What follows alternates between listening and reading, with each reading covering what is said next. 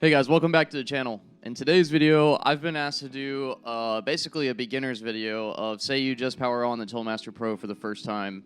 What do you do? Where do you get started? So that's what we're going to talk about in today's video.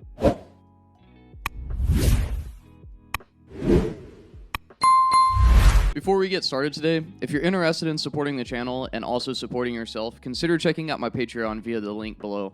Patreon.com/DamionAndy. I have over 100 different guitar articles published, plus we're starting up a webinar series where every other week we're doing a live stream that's dedicated strictly to education, focusing around becoming a better technical player, but also just a great musician altogether. All the webinars are recorded and hosted on a private YouTube link that you get access to with the VIP membership. So if you're interested in studying with me in greater detail, consider checking out the link below. Before I show you the recording I just did, I figured it would be smart to do like a bullet list item of things to know when you're getting into here. One, the most important thing to do is to do your cuts and your cab section. You'll see how to do that in this video. Two, the thing to note with the Toolmaster Pro is that you can either use the computer software, which is how I film these videos, but you don't have to. You can also just work on the unit. This is where the Toolmaster Pro really shines, is that it's really easy to work on the unit itself. The other thing to note is that everything that's on there, if you click it, you can drag it around and put it wherever you want. So you don't have to like delete it and re-put it somewhere. You can literally just drag it around, or you can even drag it all the way down, and that's how you can delete stuff. Three,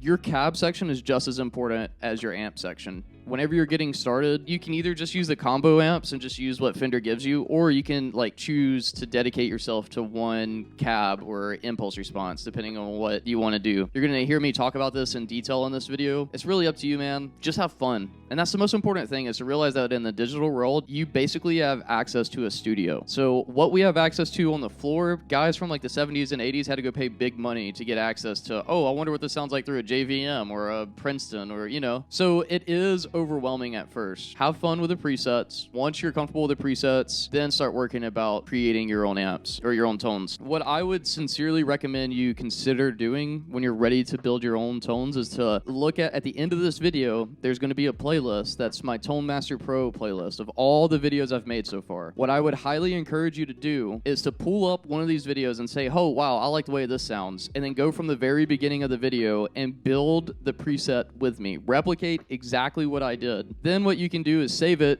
download the preset from the Fender Cloud, which all that is available through the app. You have to use your computer for that. Then you can do like A/B tests to make sure you did exactly what I did, and then tweak it to what you enjoy. But I have found that the best way to get really good at this stuff is to just replicate what you've seen me do already. And with that, let's get into the video. All right, if you're watching this, really the first thing you want to do before you get started here is hit that like button and subscribe button. And if you're feeling a little bit of froggy, you can hit that bell icon too. But that's the step number one. But now, in all seriousness, whenever you turn this on, the first thing you really need to understand when you come into the modeling world is that there's kind of two schools of thought with modeling. You can, again, two schools of thought. You can either use this as like a pedal board platform with your preferred amp, which is what I did in the analog world and replicated that digitally, or you can create various different presets and jump in between the different presets.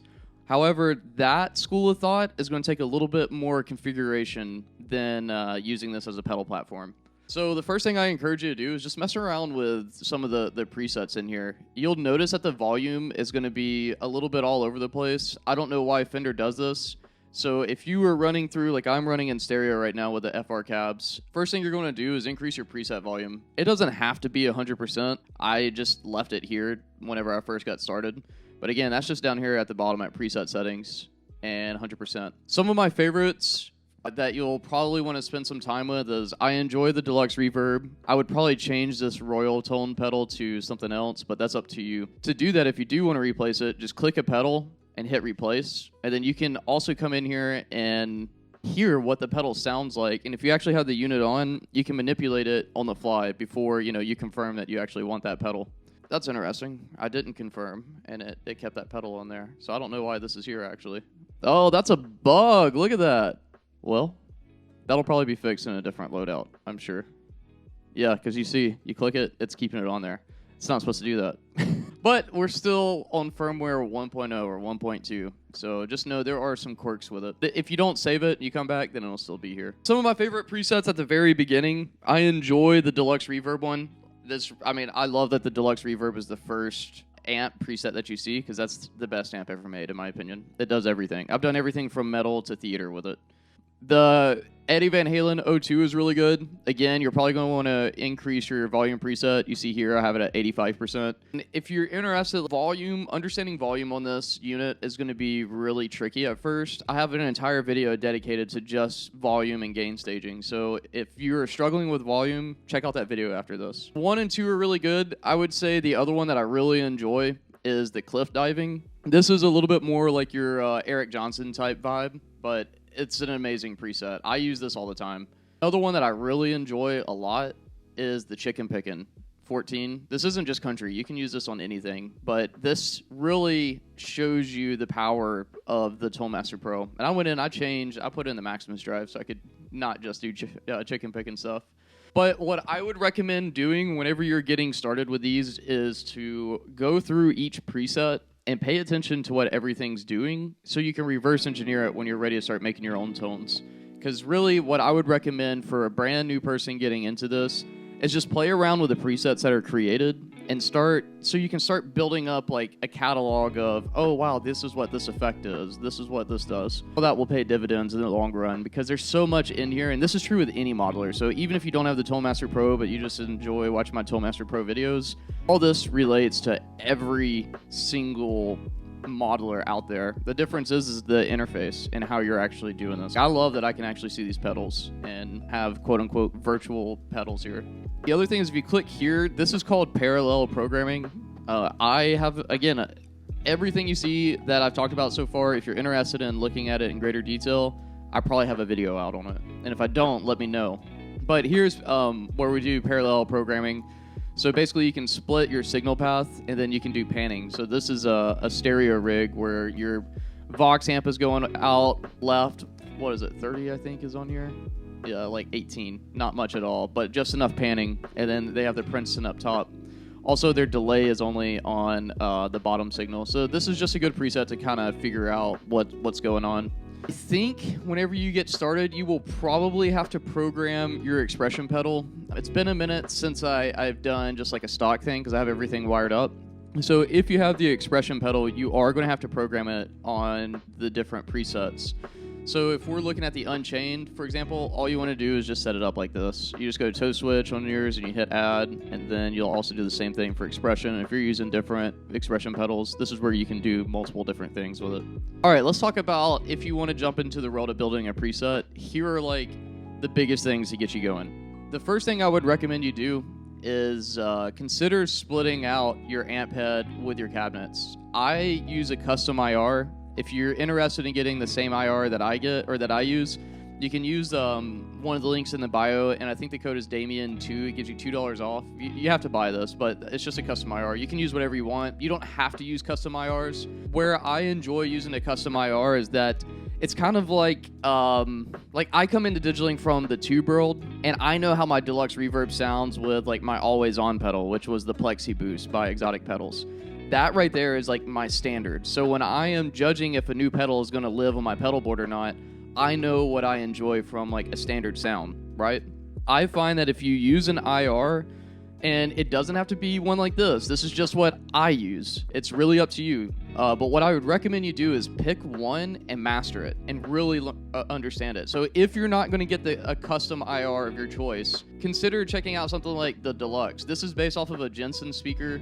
And you can really come in here and really dial it in. So again, I saw someone say like, oh, why am I going to buy your custom IR? That's just a money grab. No, it's not just a money grab. If you've never played at a venue that requires you to mic your tube amp, you don't understand the different microphones and how microphone placement shapes tone. Because what you got to keep in mind is that whenever you're working with these, this is an impulse response, by the way. This is just Fender's version. If you have never messed with this type of gear in the analog world, this is very overwhelming for the beginner. I'm using a 57 for this video recording. This 57 is going to capture my deluxe reverb in the room at a certain frequency, and then depending on where I place it on the cone, it's going to change up the tone drastically. If that scares you, that's where the custom IRs come into play. Not everybody wants to sit here and enjoy dialing this stuff in. I like it. I don't mind doing it, but if you don't, that's where the whole market for custom IRs come into play. So not to make this just like a commercial for Chad's super duper IR, but what I enjoy about this is that this really replicates an amp in the room. Because you got to keep in mind, when I'm using a 57, like here, let me change this back to the deluxe. When I'm using a 57 is going to sound radically different than, say, a ribbon mic. These are picking up on different frequencies, whereas in the room, you hear like this full wide-range speaker. It just, a deluxe, if you've never heard one in person, you're missing out. They're amazing amps, and they'll fill up an entire room. But what we're doing is we're trying to get a specific flavoring. And now you can do multiple cabs and get different colors and try to get that. But custom IRs will take that guesswork out. But nonetheless, if you were just trying to get a good sound out of it, what I would recommend is use the 57. Go to, I'll typically do either the cap edge or the cone, and kind of close with the 57. Now, the most important thing you need to do on any IR is doing your cuts. Here is where a lot of people will be kind of scared of digital.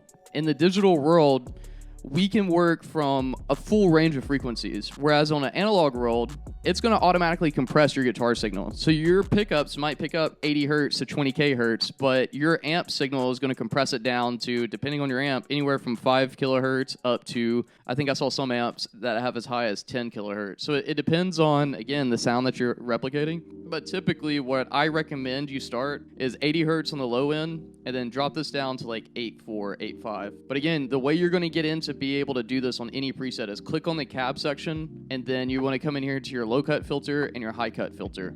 If you're using the Super Duper IR by Chad, you click this. What I recommend on here, this can be a little low end heavy. Cut up to 120, and then he recommends cutting down to 5.3. I typically cut around 8. It just depends on the guitar. Lately, I've been playing more of my Telecaster than my Les Paul. So I will, I kind of leave in a little bit of that brightness. I don't know, I enjoy it. All right, so creating a preset, start with your cab. Get a cab that you enjoy, whatever it is. And then the next thing you want to do is do your amp head. But you got to click specifically here on your amp head. Then select like your 59 basement or whatever amp it is that you want to do. And take time to really dial it in to your guitar. Here's the other thing that you need to know that I feel like isn't understood a lot based on comments that I've read. People seem to think that if I grab a preset, it should sound good on my guitar. Here's the thing. Maybe that's just inexperience showing, but if I am playing through someone's rig with my guitar, I am going to dial in that amp to my guitar. Otherwise, it doesn't make sense, right? Because every guitar's frequency response is just as unique as every impulse response, right? All of these stuff that you're learning, these fundamentals to getting a good tone, they apply to your instrument, to your pickups, everything. It's like we are chefs, or we are like cooking a cake, a sonic cake. Just how there's not one ingredient that makes something a red velvet cake, there's not one ingredient that says like, oh wow, this is a rock tone, like, you know, or whatever tone you're going for. So you got to really learn how to dial in your different ingredients, which includes dialing in the amp to your guitar, understanding your guitar, because pickups, I'm a believer in tonal woods make an effect. There's so many things that goes into the overall sound and tone of a guitarist that it's just whenever you get into the digital world, it's heightened because you have to really know this stuff to get good sounds out of it. And that's obviously some prejudice too, right? Because I know what analog gear sounds like. I'm coming from that world, so I try to replicate that with my digital tones. So a lot of this stuff, for 99% of people, if you've never messed with high-end gear, you're gonna be like, wow, this is amazing. But if you're coming in from the tube world and you've already played through a $2,000 amp, you know how that amp feels and sounds, and that's what you expect. You just got to learn a lot to be able to get that consistently on a bunch of different amps. But don't let me sit here and make that sound like that's a ding on the Tonemaster Pro. That's every modeler, including the big boy I have on the desk, the Axe FX 3. And it's subjective. What I might think sounds like crap, you may love. Dude, look, there's an entire cloud thing here where some of these I've listened to that are really good. Some of these I'm like, I'll never use that ever, even from the Fender team. So just show yourself a little bit of grace and take your time to really understand this stuff. If you get the time, obviously, like, I'm gonna recommend you watch all the videos. I mean, that's why I put them out. But I hope this at least gives you an idea of how to get started on here. The other thing that you really need to start looking into, if you haven't already, is signal pathing. Like, how you want to organize your pedals. There's a lot of people who have very strong opinions on this. I am someone who's in the vein of experiment and see what you like. I know what I like. So in my pedal order, the first thing I'm gonna do on my board is I'm a wah user. I enjoy Metallica and Kirk Hammett. Those are the guys who really got me started in guitar. So a wah pedal is typically on all my presets. So the first thing in my signal pathing is going to be a wah. Now, the second thing that may go on is either going to be distortion or overdrive. And typically I will do distortion first, then overdrive. So all that's under Stomp Box. You go in here, plug it in. So first thing I would say would be wah. Second thing would be overdrive and distortion. Third thing would be modulation. So like stuff like chorus, delay. But lately what I've experimented with is doing some modulations post-amp. So you'll hear preamp, post-amp. All right, so if you are reading an article and it talks about preamp effects, that's going to be before your amp signal. So everything to the left of your amp. There are some things you can snag in between the amp and the cab, but I don't know if you really want to do that, to be honest. Put your modulations at the end here. So some of the modulations I'll put at the end is I experimented with putting chorus back there. Sounds pretty good. Delay, like stereo delay. There's also a trick, real quick. If you really want to be nitpicky about things, you can actually separate your delays from your reverb. So if I go to effects and I go to delay, and I'm just grabbing stuff at random, you can separate it out. So what this is saying is both sides are getting full signal. All I'm doing is I'm not allowing my delay to touch my reverb. Because if that were to happen, technically you're getting reverb for both your guitar signal and for the delay signal. So you're basically getting like two things of reverb, and vice versa, separating it from delay. With a digital roll, you can do that. Also, just like some basic input and output stuff, you can click and drag anything with your finger or with the software. You don't have to use the software, but on this, I am using it because it's easier to capture. I can't film this good, and me. I don't have enough cameras.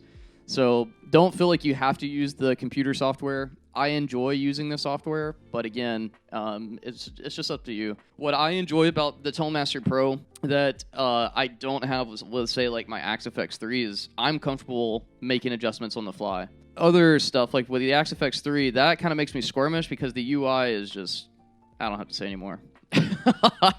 It's just bad. It's archaic, I mean, yeah, it's bulletproof, whereas this is a touchscreen, but still, this is a touchscreen, and I'm an iPhone user and a millennial. I enjoy using my fingers, my digits, but it's up to you. You have the Tone Master Pro now, so you just got to learn it. I think that's really it. If you do the cuts, everything else is just trial and error. Just have fun with it. I guess that's the biggest thing. Well, I just finished editing the video and realized I didn't film the ending part, so here we are. Hey, if you enjoyed today's video, make sure that you hit the like button and subscribe. All that really helps me out, and I'm getting so close to being able to monetize on these videos, so thank you so much for all the support. Continue tapping that like button and sharing this out, and let me know in the comment section of new things you learn and things you're grateful for. And with that, y'all, thank you so much for hanging out with me today. If there's anything else I can do to help, leave a comment, let me know. And also, if you're interested in studying, again, check out that Patreon link, and I'll see you in the next video. Peace!